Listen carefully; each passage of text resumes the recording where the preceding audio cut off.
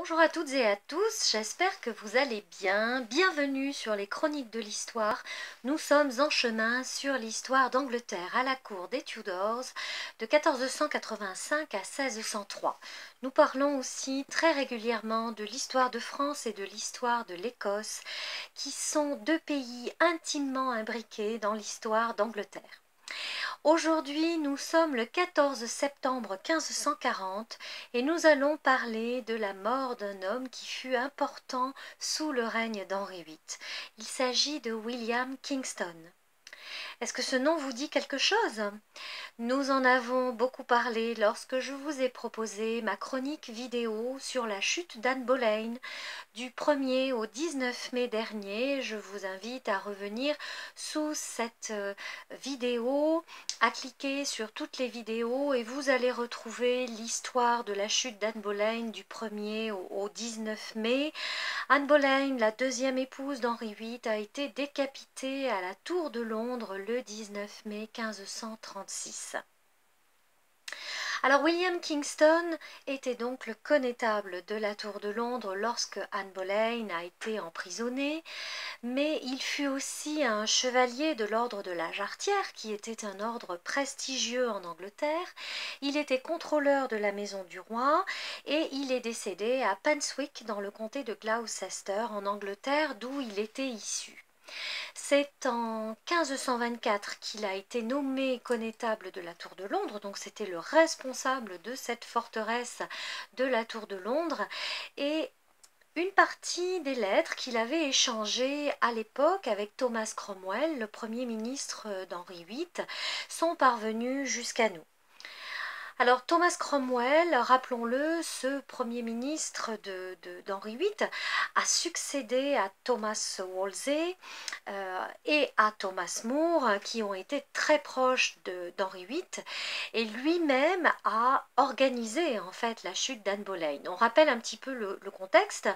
Henri VIII avait été marié pendant plus de 24 ans avec la reine Catherine d'Aragon, l'infante d'Espagne, la fille des rois catholiques Isabelle de Castille et Ferdinand d'Aragon. Et puis Catherine avait échoué dans sa mission de lui donner un héritier mâle pour pouvoir justement succéder à Henri VIII. Henri VIII avait rencontré Anne Boleyn, dont il s'était follement épris.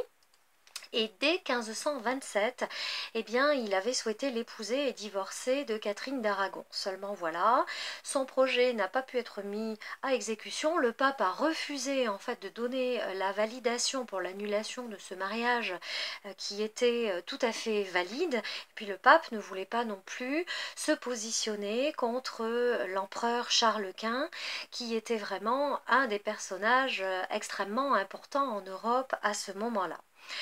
Donc, Henri VIII a fréquenté Anne Boleyn de 1527 à 1533.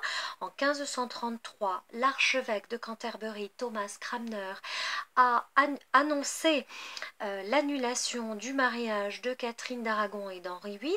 Je vous invite là aussi à retrouver, si vous le souhaitez, la vidéo du 23 mai dernier où je vous parlais de cette annulation. Et puis, dans la foulée, il avait annoncé la validation du mariage d'Henri VIII et d'Anne Boleyn. Donc Anne Boleyn, elle aussi, avait promis au roi de lui donner un héritier mâle. Ça semblait bien parti. Les astrologues de l'époque avaient effectivement confirmé qu'Anne Boleyn devrait donner un héritier à Henri VIII. Effectivement, elle a accouché non pas d'un garçon mais d'une petite fille, la princesse Élisabeth, qui est devenue la grande Élisabeth Ière d'Angleterre. Donc c'était bien un héritier qu'elle avait donné à Henri VIII, mais c'était plutôt une héritière puisque c'était une fille. Seulement voilà, Henri VIII, lui, voulait absolument un garçon. Leur relation s'était considérablement dégradée. Anne Boleyn n'avait pas la douceur et la patience de Catherine d'Aragon et elle ne supportait absolument pas qu'Henri VIII puisse avoir des maîtresses, notamment pendant ces périodes de grossesse, ce qui pourtant était le cas. Les rois avaient généralement des maîtresses pendant les grossesses de leurs épouses, les reines. Et donc Anne Boleyn faisait des colères très vives qui ont eu raison de l'affection d'Henri VIII, et comme elle a échoué à lui donner cet héritier mâle tant attendu, eh bien elle s'est trouvée fortement en danger. Donc Henri VIII, 3 ans après l'avoir épousée, Il a donc épousé, alors secrètement fin d'année 1532, officiellement en début d'année 1533, donc 3 ans après leur mariage, eh bien Henri VIII voulait déjà se séparer d'Anne Boleyn. Et il a fallu effectivement trouver des arguments pour pouvoir faire tomber la deuxième reine. C'est donc Thomas Cromwell, dont nous venons de parler, Premier ministre d'Henri VIII, qui s'est chargé de ce dossier et qui s'est chargé de la chute, de faire tomber la deuxième reine. Anne Boleyn a été accusée d'adultère et d'inceste avec 4 hommes, dont son frère George Boleyn, et tous ont été décapités à la Tour de Londres en mai 1536. Donc revenons à notre William Kingston, connétable de la Tour de Londres. Eh bien, il avait été nommé pour accompagner Thomas Cromwell dans le Yorkshire en 1529, donc dans le nord de l'Angleterre, qui est une très très belle région, la région du Yorkshire. Et il fut également le gardien de Thomas Cromwell quand lui a été arrêté, on s'en souvient, en plein conseil en juillet 1540 et qu'il fut lui-même après exécuté. Alors il semble que lors de l'emprisonnement d'Anne Boleyn à la Tour de Londres, Kingston ait bien traité la seconde reine avec respect et compassion. C'est vrai que c'était une détention effroyable pour Anne Boleyn. Elle espérait vraiment la clémence du roi, elle espérait vraiment que le roi la croirait, ne l'accuserait pas, ne la tuerait pas, que tout au mieux il l'enverrait éventuellement dans un couvent, mais ça n'est pas le cas. Et son exécution avait donc été programmée pour le 18 mai 1536.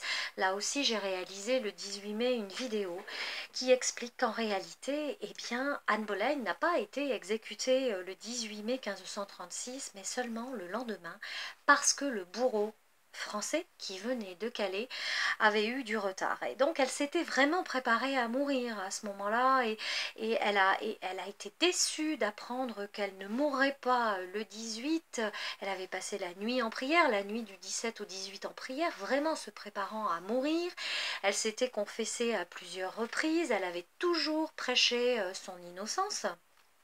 Et quand on lui a annoncé que le bourreau français qui venait de Calais avait du retard, ça a été pour elle un coup dur, ça a été une déception parce qu'elle devait vivre encore au moins 24 heures de plus avec cette tension, avec cette pression de savoir qu'elle allait perdre la vie mais qu'il lui fallait encore attendre. Donc ce que nous savons, c'est que William Kingston à ce moment-là a été proche d'elle et qu'il a essayé de la réconforter. Kingston est aussi intervenu à ce moment-là auprès de Thomas Cromwell pour être certain que les dettes de George Boleyn, le frère d'Anne Boleyn et d'Anne, seraient payées après sa décapitation. Alors, c'est un homme qui, comme beaucoup d'autres, bénéficia de la dissolution des monastères. Nous en avons parlé dans d'autres vidéos.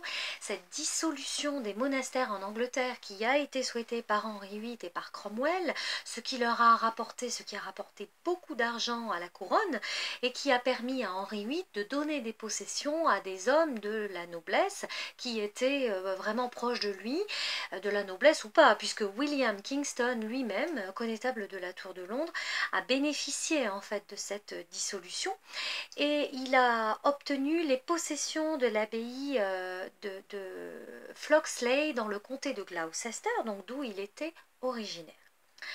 Après la mort de Thomas Cromwell, il a pu acheter le manoir de Penswick où il est décédé et Morton Valence qui lui appartenait également.